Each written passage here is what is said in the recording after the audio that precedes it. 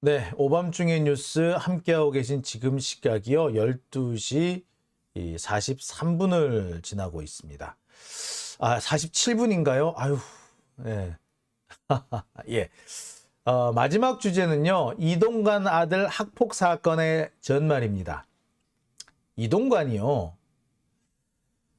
입장문을 발표했다죠. 자신의 아들 학폭 사건에 대해서 가짜 뉴스다. 2017년 MBC 스트레이트 보도는 가짜다 라고 주장을 했습니다. 야, 대단해.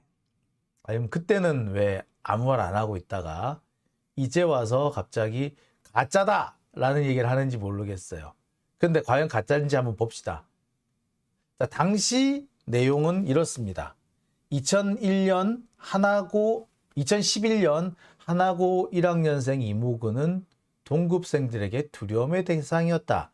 복싱과 헬스로 단련된 몸으로 학생들을 괴롭혔기 때문이다. 자, 그러면서 무슨 내용이 있었다? D군이 A를 피해 다니자 왜 피해 다니냐며 D군의 머리를 책상에 300번 부딪히게 했습니다. 야, 여기서 D군은 피해자를 말하고요. A군이 이동관의 아들입니다. 이동관 아들이 그러니까 복싱과 헬스로 단련된 몸으로 친구들을 자꾸 괴롭히고 툭툭 치고 했으니까 예, 친구들 사이에서는 당연히 싫었겠지. 그러니까 피해 다니는 애들이 나올 수밖에 없었을 거예요. 그러니까 어떻게 했다? 야, 너 왜 나 피해 다녀? 기분 나쁘게? 야, 너 일로 와봐. 해가지고 얘를 머리채를 잡고 책상에 쾅, 쾅, 쾅 이렇게 300번을 내리 찍었다는 거예요. 부딪히게 했습니다라고 되게 완곡하게 표현했지만 실은 내리 찍었다라고 하는 게 더 정확한 표현이겠죠. 내리 찍었어요. 300번. 장난이라고 해도 300번이면 기분 나쁠 거예요. 아니, 장난으로 해도 10번 이상 넘어가면 기분 나쁠 거고요. 20번으로 넘어가면 이거 뭐야 이거? 할 거고요. 그게 30번이 넘어가면 싸움이 될 겁니다. 그런데 지가 이 가해자 힘이 세니까 이 피해자가 계속 당할 수밖에 없죠. 그리고 그게 100번, 200번, 300번까지 갔다? 이건 뭘 말한다? 내가 볼 때 이 친구 피해자는 생명의 위협을 느꼈을 것 같아요. 그런데 이동관은 이게 일방적인 가해가 아니었대. 저는 이해가 안 가거든요. 300번을 부딪혔으면 이게 어떻게 이게 일방적이 아니지? 한 10번만 돼서도 일방적이라고 할 수밖에 없는데 300번? 이게 일방적이지 않다라고 보기는 어렵지 않습니까? 자, 뿐만 아닙니다. 나 기분 나쁜데 너 나 기분 좋게 해봐. 쟤 좀 때리고 와. 그거 전형적인 학폭 사건이잖아요. 근데 이게 장난이라고? 야, 저는 이런 장난을 치는 것도 처음 봤네. 자, 이게 장난이면 그 정황에 대해서 좀 설명이 좀 필요하겠죠. 그런데 이동관은 MBC 스트레이트 보도가 가짜 뉴스다라는 데만 지금 집중을 하고 있어요. 자, 그 가짜 뉴스 과연 맞을까? 자, 보세요. 이런 것도 있습니다.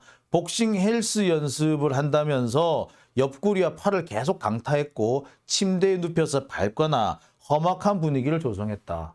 이렇게 패는 거지 뭐 이렇게.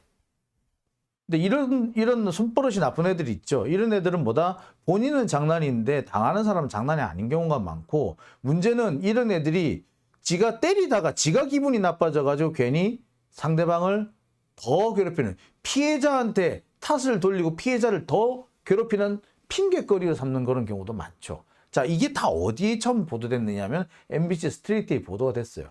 물론 MBC 스트레이트 보도가 나기 이전에 2015년에 서울시 의회 교육위원회에서 이동관 아들의 폭행 사건이 이미 거론이 됐습니다. 그리고 그 당시에도 상당히 보도가 많이 됐어요. 그런데 유독 2017년 보도가 엉터리다, 가짜뉴스다 라고 주장을 하는데 그렇다면 2015년 서울시 의회에서 나온 그 당시 서울시 의회에서 하나고등학교 사태 조사를 위한 특별위원회가 만들어져 있었거든요. 그 하나고등학교의 입시 비리 사건이라든지 또는 하나고등학교에 여러 가지 특혜 의혹이 있었는데 하나고등학교 특혜 의혹 이런 것들을 종합적으로 조사하는 곳이 서울시 의회였어요. 거기서 청문회를 열었단 말이야. 그 청문회에서 선생님들이 한 얘기는 도대체 뭐냐고요. 그 선생님들이 한 얘기가 고스란히 이 MBC 그 스트레이트에 나왔을 뿐인데 이게 가짜뉴스면 서울시 의회에 나온 그 얘기는 뭡니까? 자, 저는 이 부분에 대해서 이동관한테 좀 묻고 싶은데요. 그래서 준비했습니다. 당시 이 현장에서 증언을 했던 선생님들의 내용을 좀 보실게요. 그러면 지금 우리 전경훈 선생님께서도 이 입학 전형위원을 하신 적이 있으시겠네요? 네. 네. 몇 차례 매년 하십니까? 아니면은 뭐 매년은 안 했었고 한 서너 번 정도 했던 것 같습니다. 서너 번? 주로 초기에? 예, 초기에 하고 작년에도 했었습니다. 네. 아까 제가 우리 팀장님을 대상으로 질의하시고 답변하신 거 다 들었죠? 네, 네. 제가 아까 남녀 비율을 말씀드렸는데 어떻게 생각하십니까? 제대로 대답하세요. 네. 네,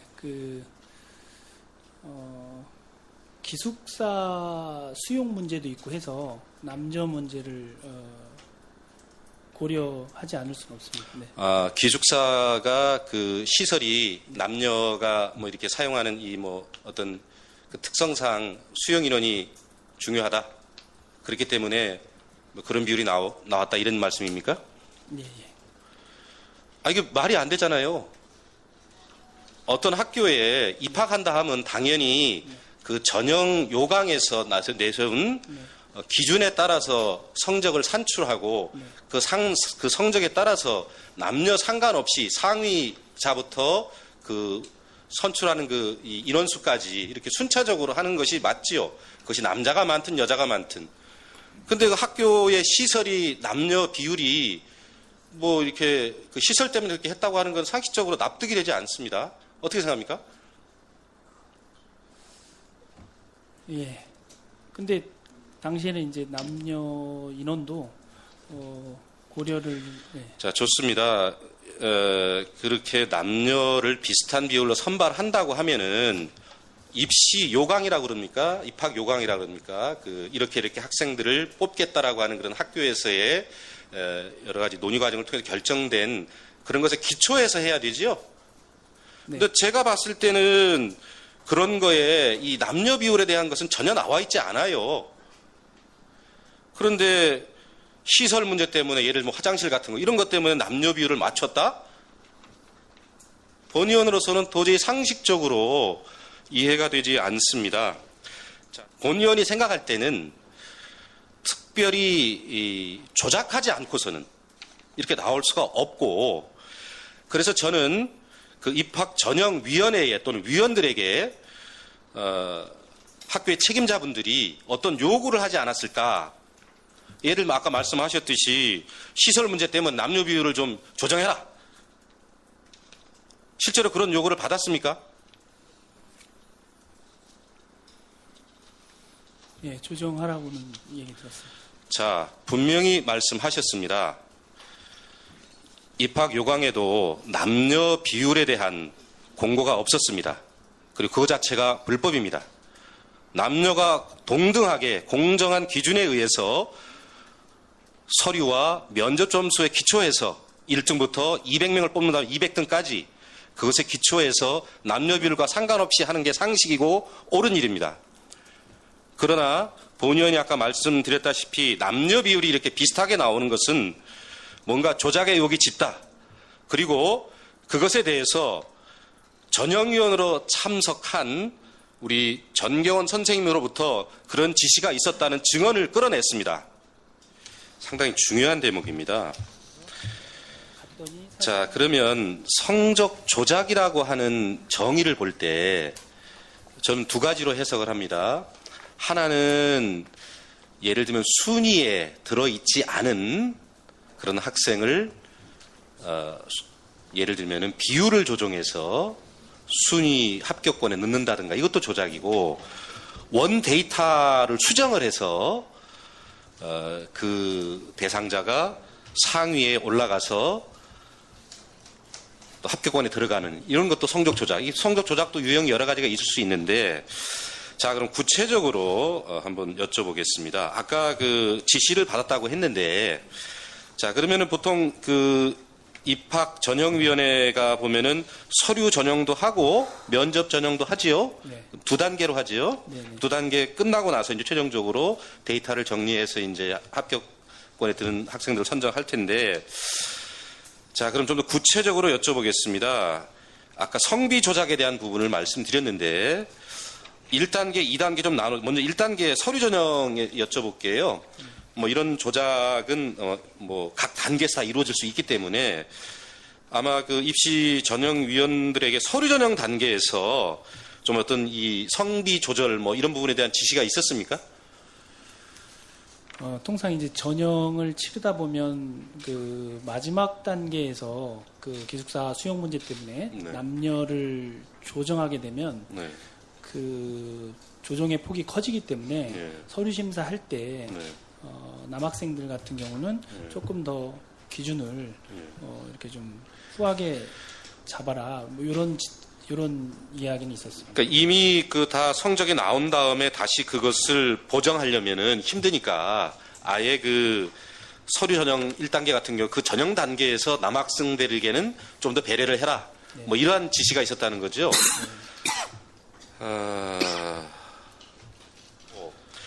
그다음에 또 2단계가 이제 면접 전형이 있죠. 면접 전형 때는 어땠습니까? 면접을 마무리하면 서류 전형과 이제 면접 점수를 합산해서 아까 그 이혜선 팀장이 말했듯이 합산 점수로 된 엑셀 파일을 놓고 거기서 이제 성비 조절을 합니다. 자, 좋습니다. 그러면은 아예 서류 전형 단계에서도 우리 남학생들에 대한 좀 그 배려 이런 부분들이 지시가 있었고, 2단계 면접 전형하고 최종 합격을 발표할 때 그때 또 원데이터에 대한 좀 어떤 또 뭐 예를 들면 조작 지시 이런 부분이 있었다 이렇게 분명히 말씀하시는 거죠. 네. 남학생을 당선권으로 올릴 때 순차적으로 합니까? 아니면 다른 어떤 어떤 배려사항이 고려되어서 조정이 됩니까? 두 가지 경우가 다 있는 것 같습니다. 순차적으로 보정을 해서 올릴 때도 있고요. 네, 또 그렇지 않더라도 위원들이 판단을 해서 네, 그 아이의 역량이 우수한 것 같다 그러면 네. 보정 점수를 주어서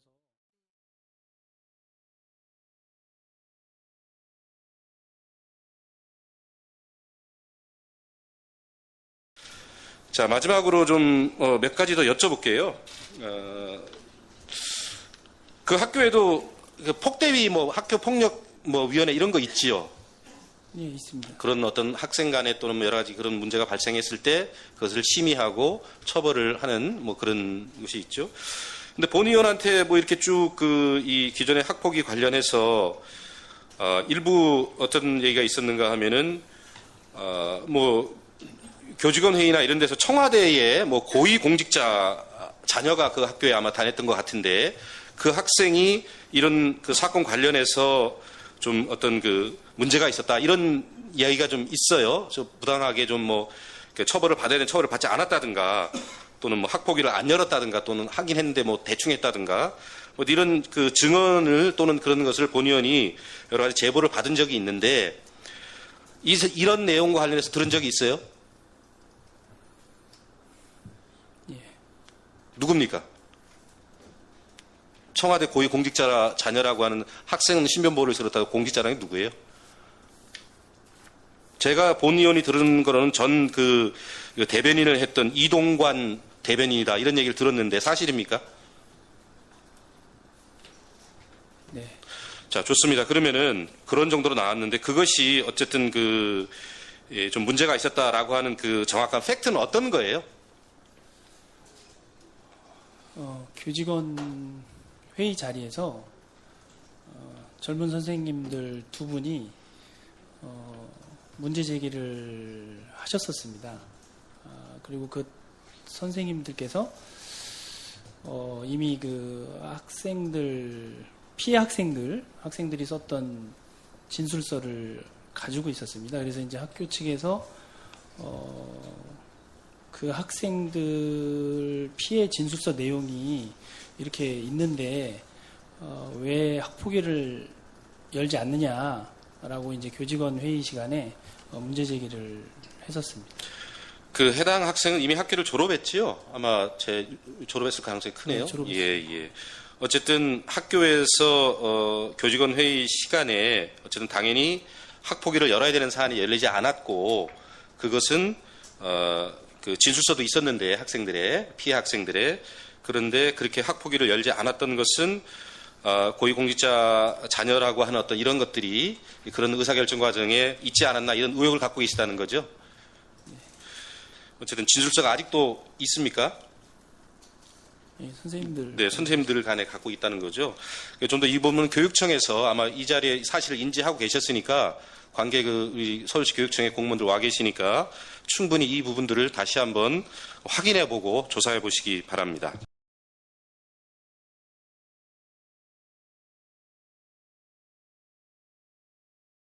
네. 좀 뭐 긴 내용이었습니다만 제가 좀 굳이 들려드렸던 이유는요. 당시 이 이동관 아들의 학폭 문제는 그냥 돌출적으로 튀어나온 것이 아니라 하나고등학교 입시 비리 또는 하나고등학교 설립 과정에서의 인허가 비리를 추적하는 과정에서 하나고등학교가 이 권력층과 상당히 밀착돼 있다, 유착돼 있다라는 증거 중 하나로 제기됐던 겁니다. 다른 사람들은 지금 이동관의 아들 학폭만 가지고 지금 다들 집중적으로 말씀을 하고 있습니다만 진짜 중요한 것은 이 하나고등학교의 입시 비리, 그 다음에 인허가 비리가 아닌가라는 생각이 들어요. 결국에 그 인허가 비리, 입시 비리가 이동관 아들과 같은 학폭이 생길 수밖에 없는 그런 환경을 조성했다라고 저는 생각이 듭니다. 왜 그러냐? 자, 하나고등학교는요, 당시 이명박 정권의 소위 말하는 그 자사고 정책, 여기에 맞춰서 만들어진 그런 학교입니다. 갑작스럽게, 뭐, 그전에 존재하지 않던 학교가 갑작스럽게 신설이 돼가지고, 갑자기 자사고가 되고, 갑자기 자사고가 된 학교에, 그 청와대의 백을 가진 엄청난 학생이 들어오고, 근데 그 학생이 사고를 치고, 근데 그 학생이 저지른 잘못을 온 학교가 나서서 덮어주고, 이게 과연 그냥 벌어진 일이겠느냐는 거죠. 이거는 권력형 비리입니다. 하나고등학교가요, 갑작스럽게 그렇게 학교가 만들어지자마자 입시 명문으로 떠오르고 하는 그 과정에서는 분명히 상당한 특혜와 비리가 있었을 수밖에 없어요. 더군다나 이 하나고등학교라는 데가 어디냐? 예, 하나은행이잖아요. 하나은행. 근데 그 하나은행이 여기저기 많이 물려 있습니다. 하나은행이 여러분들 아시다시피 지금 그 당시만 해도 김승유 회장이 이 이명박하고 고려대 동문이라는 점도 있었고 또 이 하나은행이 지금 상당히 그 MB 쪽 사람들하고 많이 유착돼 있다라는 그런 의혹도 많았습니다. 게다가 2015년 이 이동관 아들의 학폭 사건이 불거진 게 2015년이었는데 이 2015년이 어떤 때였느냐? 대장동 사건이 또 한참 대장동 사건이 한참 벌어지고 있을 때였다고요. 소위 말하는 하나은행 컨소시엄이 넘어질 것인가 말 것인가. 그래서 하나은행이 대장동 투자에 돈을 댈 것인가 말 것인가를 놓고 고심하고 있을 때고 빠져나오려고 하다가 그 당시 곽상도 의원이 들어가서 막아주고 뭐 이런 얘기가 있었던 거죠. 그 시기가 딱 이 시기예요. 자, 이렇다면 이게 그냥 넘어갈 수 있는 사건일까? 저는 아니라고 봅니다. 자, 그런 점에서 이 이동관이 자신의 아들의 학폭 사건은 학폭이 아니다라고 주장하는 것은 어떻게 보자면 더 큰 비리를 덮기 위한 연막작전, 작은 연막작전이 아닌가라는 생각도 들어요. 그런 면에서 보자면 이 이동관은 글쎄 제가 볼 때는 끝까지 버틸 수도 있겠구나. 여기서 이동관이 자빠지게 되면 그 다음 단계로 하나은행 또는 하나고등학교 입시 비리가 다시 한번 불거질 수밖에 없기 때문에 여기서 끝까지 버텨서 이동관이 자기가 몸빵을 하는 수밖에 없지 않을까라는 생각도 좀 해보게 됩니다. 여하튼 저는 이동관 아들 학폭 사건은 학폭 사건으로 끝날 것이 아니라 이것은 분명히 권력형 비리로 이어져 있고 그 권력형 비리의 한 조각일 따름이다 라는 얘기를 꼭 해드리고 싶네요. 자, 오밤중에 뉴스, 저는 오늘은 제가 여기까지만 하겠습니다. 펑가스님, 제 말도요 똑같아요 라고 하셨고요. 짚어야 합니다 라고 하셨습니다. 네. 자, 오밤중에 뉴스, 오늘은 제가 여기까지만 하겠습니다. 제가 오늘 여러 가지 준비를 많이 한다고 했는데 생각만큼 이렇게 부드럽게 또 여유 있게 진행이 못 된 것 같아서 전 나름 상당히 지금 아쉽고 또 좀 안타깝고 그러네요. 자, 내일은요 좀 일찍 준비를 하고 미리 연습도 좀 하고 해가지고 리허설도 좀 하고 해가지고 지금도 리허설을 합니다만 지금보다도 또 오늘보다도 리허설 좀 더 충분히 해서 내일은 좀 더 부드럽게 좀 더 좀 짜임새 있는 모습으로 만나 뵐 수 있도록 하겠습니다. 자, 오밤중에 뉴스 오늘은 여기까지만 하겠습니다. 내일 이 시간에 다시 뵙겠습니다. 여러분 오늘 함께 해주셔서 감사합니다. 편안한 밤 되십시오.